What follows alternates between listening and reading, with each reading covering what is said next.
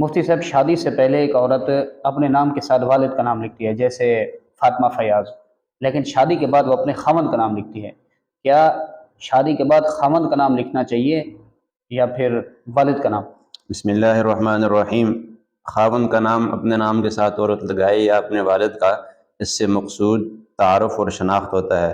قرآن کریم میں بھی ایسے مثالیں ملتی ہیں جہاں عورت کی نسبت شوہر کی طرف ہوئی ہے، جیسے امرأۃ نوح، امرأۃ لوط۔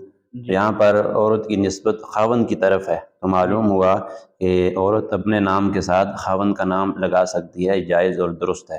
لیکن مفتی صاحب، حدیث شریف میں اپنے والد کی نسبت کو چھوڑ کر کسی اور کی طرف نسبت کرنے سے منع کیا گیا ہے۔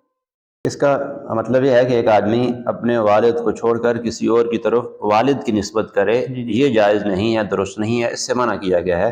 باقی جو عورت اپنے نام کے ساتھ خاوند کا نام لگاتی ہے تو ہر آدمی کو پتہ ہے کہ یہ والد کی حیثیت سے نہیں لگا رہی، بحیثیت شوہر لگا رہی ہے۔